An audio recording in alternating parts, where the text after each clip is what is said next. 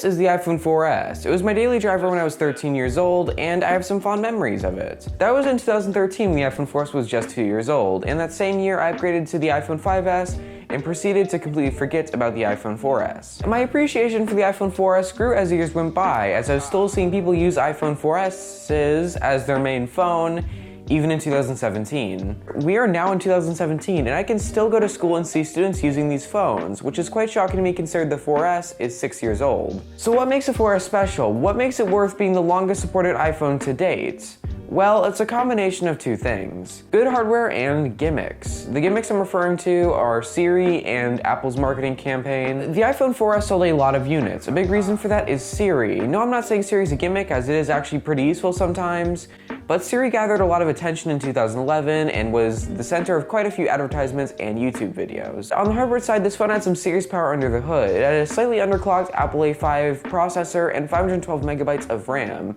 That sounds quite dated today, but that was very good at the time. Well, the specs are passable today and were really good in 2011. The screen size was awful in 2011 and is awful today. Keep in mind, I am accustomed to an iPhone 7 Plus, which is a very big 5.5-inch phone. The 4S has a 3.5-inch 640 by 960 pixel display with very good colors. The issue is, it is extremely cramped. In some apps, elements will simply not fit onto the screen, and in messaging apps, it is very difficult to see the chat and type at the same time because of the lack of screen real estate. However, if you can get used to the display size, it is certainly usable. On the back of the phone, you can see the 8-megapixel camera, which does an extremely good job for its age. It features 1080p video capture and high-resolution photo taking abilities, and it's just a good camera, and I've taken a lot of photos with it.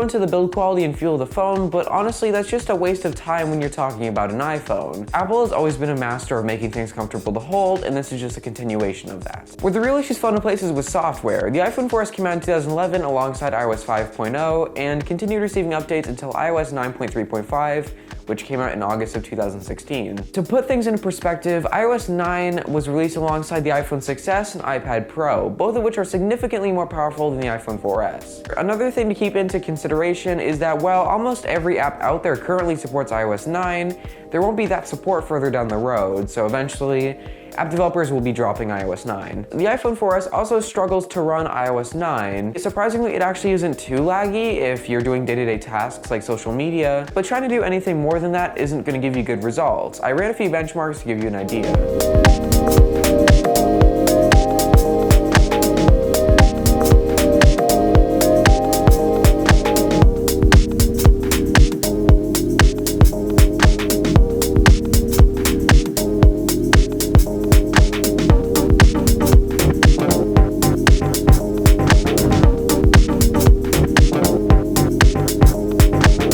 Back in the iPhone 4S, I am very surprised that it is still able to do day-to-day tasks. I had to live with this phone as my daily driver for the last few weeks after my OnePlus 2 died, and I was able to get done everything I needed to get done with it. That included lots of background YouTube playback, while also researching documents in Safari and also texting all at the same time.